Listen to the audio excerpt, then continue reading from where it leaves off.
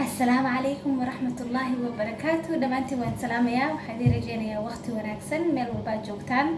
waxaa ilaahay idinkaga baryayaa in aad sanad wacan wada waartaan caafimaad iyo cimri dheerna dhammaantiin ilaahay idin wada siiyo. Maanta waxaan jeclaan lahaa inaan ka hadlo muhiimadda ay leedahay in aad samaysatid muhiimadda ay leedahay inaad is-xisaabisid intaa lagu xisaabinin ka hor. xisaabiskaas wax badan uu kala bixi karaa adi ama xisaab aakhiro ama xisaab adduunya adi xataa markii aad duqowdid ama aad shaqo beeshid oo kaleeto sidaad hadhow isdhihi lahayd isweydiin lahayd oo waqtigaygii maxaan kusoo dhamaystay maxaan soo qabsaday oo waxyaabahaasi wixii lamid oo kale. marka waxaa muhiim ah oona u baahan tahay naftaada inkastoo og tahay balse tani waa xasuusintaas oo ah muhiimadda ay leedahay inaad kow adii is-xisaabsiisid inaad wax is-xisaabsiisid ka hor. waxaa ka horeysa inaad og tahay waxa adiga aad rabtid ama doonaysid oo kaleeto. tusaale ahaan sida hadda la socono sanad cusub aa imaaday 2020gii 2020ka waa ogahay ma ahan sanad islaam balse waa sanadka adduunka ee qoraan oo iskoolaadka lagu qoro oo markii wax la kala ganacsanayo ama wax la sameynayo la qoro. marka maxay ahayd sanad maadaama ku bilowda inaad is-xisaabisid okay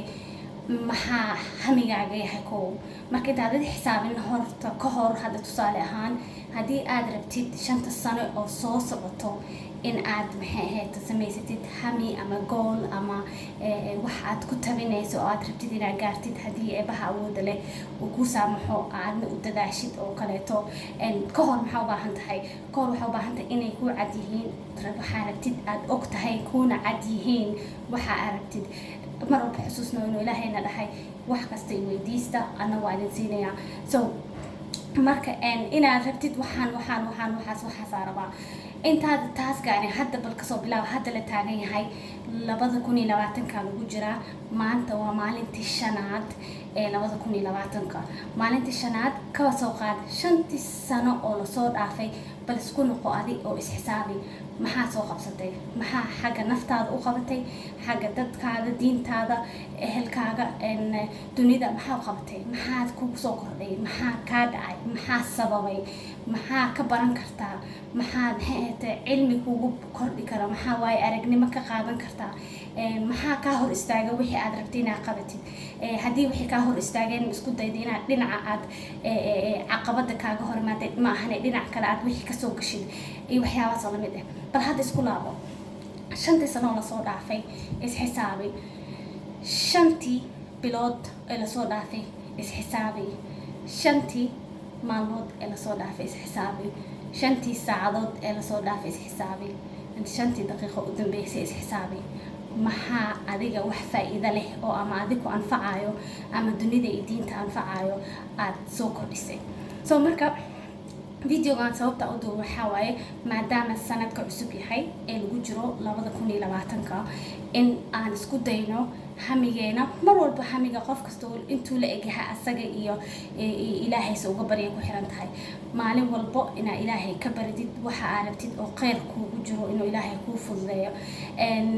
laakiin waxaa laga rabaa action inaad qaadatid oo waxa aad rabtid ay ku cad yihiin. tusaale ahaan ani haddaan kuu sheego aan dhowr qodob kasoo qaato waxa ugu muhiimsan ee aan rabo sanadkan inaan gaaro. aniga markaa yaraa quraanka waa dhameeyay laakiin ma xifdinin. so waxa ugu horeeya oo sanadkan aan ku haminayo waxaa waaye in hadduu ilaahay ii saamaxo anina aan ku dadaalo quraanka xifdiyo sanadkan haddii eebaha awooda leh idmo. midka labaad ee ku haminayo waxaa waaye inaa baruurta iska rido. so way adag tahay markii aad hooyo noqotid caruur korinaysid shaqaynaysid wax baranaysid wixii fudud oo qashin ah calooshaada ku ridaysaa balse haddii ilaahay ii saamaxo waqtigana ii saamaxo in aan labadaas waxood xoog saaro. marka adiga isweydii waa maxay waxa 5 waxood ee aad rabtid inaad sanadkan gaartid. 5taas waxood waxaa kusoo koobaysaa waxaa 5ta waxood waa guud ahaan haddana waxaa ka dhigaysaa 3 waxood ee muhiim ah. 3daas waxood oo muhiim ku ah haddana waxaa kasoo dhigaysaa 2 waxood oo maxay ahayd muhiim ku ah haddana waxa ka soo dhigaysaa hal wax oo kugu muhiimsan halkaas marka waxa waaye halka wax aad focus ka saaraysid aad diiradda saaraysid halkaas waxa daahishid sanadkan aad dib ma laha shanta kale afarta kale hadaad helin balki halkaas wax ee aad rabtid inaad sanadkan markii la gaaro inaad insha Allah dhahdid yes waa guuleystay waayo halkii wax aan ku haminayo ee ugu muhiimsanaa naftayda waa helay waxaasna waxa kaliya ka hor istaagay waxa waaye ducada Ilaahay iyo dadaalkaaga marka ducada iyo dadaalka bari isweydiina 5 saacadood la soo dhaafay 5 daqiiqo la soo dhaafay 5 saacadood la soo dhaafay 5 maalmood la soo dhaafay 5 bilood la soo dhaafay 5 sano la soo dhaafay iyo